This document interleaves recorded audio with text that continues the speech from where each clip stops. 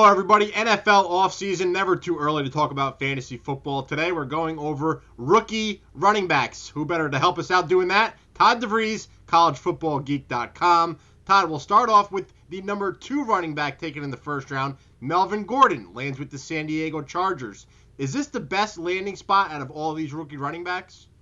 One of the best, Bill. Obviously, he's going to start right away, which is what we want to see in fantasy. The question there is, you look back at last season and you wonder what was going on in San Diego. Was there a lot of injuries to the offensive line that caused the team? As a team, they averaged 3.4 yards per carry. Terrible. Yeah, awful. Only 6 rushing touchdowns for the entire season for the Chargers. Now, Braden Oliver, Ryan Matthews, in and out. Donald Brown, right, the third guy there. Not exactly attractive fantasy running backs last year. So hopefully Melvin Gordon's an upgrade over those guys. But I do like the landing spot. He'll play right away. He'll do fine.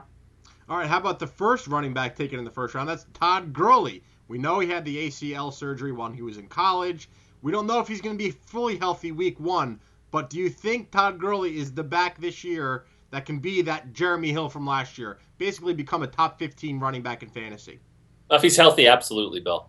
If he's healthy, he can crack the top 10 fantasy running backs. He's that good. The question is, we're going to have to be watching. All the traditional guys are going to be having their drafts middle of August, end of August. Right. You're going to be watching those preseason games to see if he plays, if he looks good.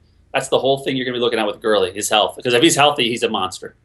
One of our favorite backs to watch when he was in college at the University of Miami, Duke Johnson, one of the most explosive runners in this year's draft class. But Todd, he lands in Cleveland. Could this be any worse? The factory of sadness, Bill.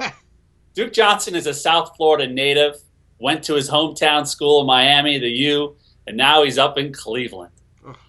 I was extremely disappointed when they drafted him. And fantasy-wise, Bill, dynasty-wise, you could take a chance on him, but I don't see him doing too much in year 1. Do you? No, especially not with Isaiah Crowell still there. They drafted Terrence West last year. So already he's starting off as their third back. He might. He's more than a change of pace back, but that might be the way the Browns use him, and that's disappointing. He's a dynamic player, and there were about 25 other teams I would wish would have grabbed him. It's factory of sadness, Bill. Brutal. As a group, this running back class pretty good. A lot of depth here. Who do you see as maybe someone that we're not really talking about in the first or second round, but could come onto the scene even in the beginning of the season or midway through the season?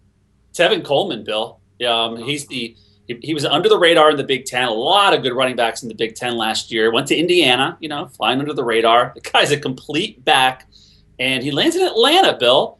Who's Atlanta's starting running back? Devontae Freeman, right? Yeah, small guy.